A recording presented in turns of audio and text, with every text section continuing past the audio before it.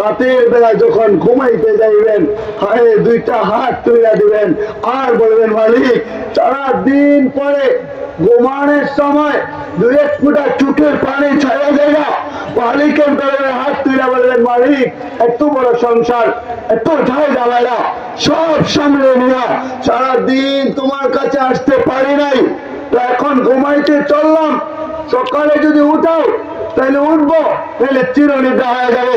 কেননা ঘুম তো মৃত্যু, ঘুম তো মারা যাওয়াই। ঘুম যদি মৃত্যু মারা যাওয়া না হইতো তাহলে ঘুম থেকে উঠার দায়িত্ব কেন হবে? আলহামদুলিল্লাহিল্লাযী আহইয়ানা বা'দামা আমাতানা ওয়া ইলাইহিন নুশুর বলে ঘুমানোর দোয়া এটা কেন হবে?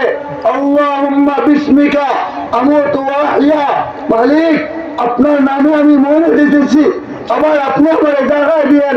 আরো কত দোয়া আছে না, ওগুলো তো হইতে পারতো। বোঝা গেল যখন ঘুমাইতে যান যুবক ভাইরা এত বাহাদুরি কইরা কোনো লাভ হবে না, এত ক্ষমতা দেখা কোনো লাভ হবে না। কেননা ক্ষমতা দেখান যার জুড়ে শরীরে যৌবনী রক্তের জুড়ে যৌবনী ক্ষমতা দেখান, ক্ষমতা দেখান। আপনি ক্ষমতাবান নেতৃবৃন্দের সাথে চলাফেরা করেন, আরে ওরাও যখন চলে যায় বলেন দুনিয়ার দামি কাপড় ছাড়া মার্কিন সাদা কাপড়ে মুড়ায়া তাদেরকে কবরে রাখা হয় কি হয় না? আর রাখা হয়। এমপি চলে গেলে ওরেও যেমন কইরা বলে সাদা কাপড়ে মুড়ায়া কবরে রাখা দেওয়া হয়, তেমনই ভাবে রিক্সাওয়ালা ভ্যানওয়ালা ওনারাও যখন চলে যায় একই ভাবে সাদা মার্কিন কাপড়ে মোড়ায়া তারেও কবরে রাখা দেওয়া হয়। থাকার জন্য আসি নাই, ক্ষমতা দেখানোর জন্য আসি নাই, কেননা সমগ্র ক্ষমতাবানের ক্ষমতাবান একজনই আছেন, একজন মালিক বলে তাবারাকাল্লাযী বিয়াদিহিল মুলকু ওয়া হুয়া আলা কুল্লি শাইইন কাদির। সমগ্র ক্ষমতাবানের ক্ষমতাবান একজন, আওয়াজ করে বলেন না তিনি কে? আল্লাহ। জোরে বলি না তিনি কে? তার উপর আমরা ক্ষমতা দেখাইব, ক্ষমতা দেখানোর মতো আমাদের কোন ক্যাপাসিটি নাই। আরে কার চাদর নিয়া, অহংকারের চাদর নিয়া টানাটানি করব? কোন আলেম যদি বিন্দু পরিমাণে অহংকার ভিতরে রেখে দেয় ওই আলেমের জন্য এটা কি জায়েজ হবে নাকি? জায়েজ হবে? এমপি যদি অহংকার করে, যদি আলেমকে নাম দুইরা এমপি ডাকে তাহলে অহংকার করে ডাকলো, তাহলে তার জন্য কি ওইটা জায়েজ হবে নাকি? আর কোন প্রার্থী আরেক প্রার্থী বলে একজন প্রার্থী দাঁড়াইলেন আলেম, আরেকজন আলেম ছাড়া, তো আলেম ছাড়া যিনি বেয়াদবের মতো নাম দুইরা কথা বলে, এটা অহংকার না? অহংকারকারীর জন্য মালিক বলে ইন্নাল্লাহা লা ইউহিব্বুল মুস্তাকবিরিন, নিশ্চয়ই অহংকারকারীকে আল্লাহ পছন্দ করে না। সুতরাং মালিক যারা অপছন্দ করে, ভালোবাসে না, কাছে চায় না, নিতে চায় না, ওর ঠিকানাটা কোথায় রাখছেন বলেন? কোথায় রাখছেন? কোন যুবকরা আজকে থেকে নিয়ত করেন মালিকের দরবারে লুকায় লুকায় বলেন মালিক এতদিন যা করলাম তুমি মাফ করে দাও, আর গুনাহ করবো না। কলেজে গেছিলাম লুকায় লুকায় আল্লাহর কাছে বলবেন মালিক কলেজে গেছিলাম, বিয়ে তো করি নাই, একজন জিনা কাজ করে ফেলছি, মালিক আপনি মাফ করে দেন না। আমার যুবতীরা যদি বলে মালিকের দরবারে মালিক বিয়ে করি নাই, বাবা মা বিয়ে করায় নাই, দোষ আমার না, দোষ বাবা মায়ের, ওটা তুমি দেখো। যদি বলে বাবা মায়ের নামে অভিযোগ করে, আর যদি বলে মালিক গুনাহ হয়ে গেছে, সিনা হয়ে গেছে, দেওয়া মাফ করা, আপনি গফুরুর রহিম, আপনি নিজে বলছেন আপনি গফুরুর রহিম।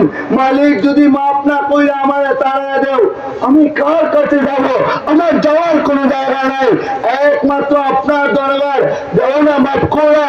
মালিক আওয়াজ করে বলে গুনাহগার যখন আল্লাহর কাছে যায়, বলে চাইতে দেরি হয়, আল্লাহ মুচকি হাসি দিয়া ওর পিছনের সব গুনাহ মাফ করে পবিত্র বানাইতে দেরি করে না। এজন্য আমাদের ভাবা উচিত যে সামান্য জীবন এটা থাকার জন্য আসি নাই। কল্পনা যদি করেন আজকে পুরা গোটা দুনিয়া বলে গোটা আকাশ যেটা দেখেন ওটা কোটি চারা আল্লাহ বানায় রাখছেন, কোন ক্ষমতাবান পারবে নাকি? দুনিয়ার কোন বাদশাহ, দুনিয়ার কোন ক্ষমতাবান? ওই যে ফেরাউন আসছিল, আর শুনেন কথা, ওই ফেরাউন যখন বৃষ্টি দিত, বলে রাতের বেলা যাইতো জঙ্গলে, নিজের পা দুইটা উপরের দিকে গাছের ডালে বাইন্ধা রাখতো, মাথা নিচের দিকে দিয়া চোখের পানি জড়ায় জড়ায় বলতো, মালিক খোদা আল্লাহ, আমি জানি আপনি একজন, আপনি ক্ষমতাবান, আপনি চাইলে বৃষ্টি হবে নাইলে হবে না, আপনি চাইলে দুনিয়া দুনিয়া আলোকিত হবে নাইলে আলোকিত হবে না, আপনি যা চাইবেন তাই হবে মালিক। খোদাই দাবি করলাম আপনার দরবারে, দুনিয়ার জন্য চাইলাম, দিয়েন জাহান নামে, তবে বৃষ্টি দিয়ে দেন না। আমি বইলে আসছি অমুক সময় বৃষ্টি হবে, আপনি যদি বৃষ্টি না দেন তো তাইলে আমার খোদাই চলে যাবে। মালিক ফেরাউনের দোয়া কবুল করতেন, ফেরাউনের দোয়া। ও ও ওই ফেরাউন, এত নিষ্ঠুর ফেরাউন, অভিশপ্ত ফেরাউন একজনের কাছ থেকে চায় আনতো। কার কাছ থেকে চায় আনতো? তো আপনি আমি মুমিন হওয়ার পরে, ইমানদার হওয়ার পরে, তাকওয়া অর্জন করার পরে কেন আল্লাহর কাছ থেকে চায়া দারিদ্র মোচন করতে পারি না? দুর্বলতা কার? আপনার, আমার, আমাদের নিজেদের। কেন আপনি দারিদ্র থাকবেন? কেন আপনার বাবারে নিয়ে সারাদিন হসপিটালে দৌড়ান আর সুদের সাথে জড়িত হইতে হয়? বলেন দোষটা কি মালিকের নাকি? হ্যাঁ, নিজের উপর দোষ দিতে চাই না, দোষ মালিকের না। আপনার কর্মের কারণে, আমাদের কর্মের কারণে আমাদের উপর দুনিয়ার শাস্তি হয়, শাস্তির ভোগ করতে হয়। কেন? আপনি গরিব হইলেন তো, সাহাবা আজমাইন গরিব ছিলেন, বিপদে পড়লে সজদা যায় আল্লাহর কাছে বলতেন। আমাদের সাহাবী যারা ছিলেন, ওনারা যদি কোনো ভুল হয়ে যেত, বলে মসজিদে নববীর কুটির মধ্যে যা নিজের বন্ধ রাখতেন আর মালিকের দরবারে বলতেন, মালিক ভুল হয়ে গেল, যদি মাফ না করো তাইলে বান্ধন ছাড়বো না, যদি ক্ষমা না করো এই যে বাঁধলাম আর ছাড়বো না।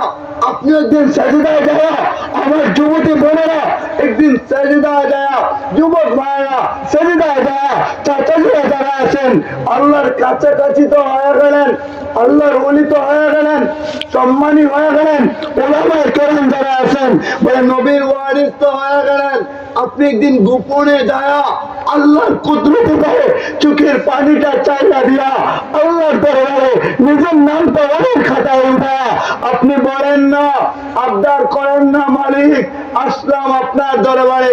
এমপি, মন্ত্রী, চেয়ারম্যান, মিনিস্টার, অ্যাডভোকেট, জজ, ব্যারিস্টার কারো দরবারে চাই নাই, কারো দরবারে চাই নাই। তোমার মতো বাদশাহ আল্লাহু গানিয়ুন, আপনি ধনী, আনতুম ফুকারা, এবং আমরা সকলের ফকির, ওটা মালিক বলছেন। সুতরাং ধনীর দরবারে আসলাম, কুদরতি পায়ে আসলাম, মালিক রাত্রি বেলা যদি শোনায় দেও আমার যাওয়ার কোনো জায়গা নাই, ভাবার কোনো সুযোগ নাই। কেননা কোরআন ডাইকা বলে আইনার ব্যাপার, কোথায় ভাগবেন আপনি? কেউ যদি সিঁড়ি বানায় পাড়ায় আকাশে চলে যায়, মালিক বলে ইল্লা বিসুলতান, সেখানে রাজত্ব মালিকের।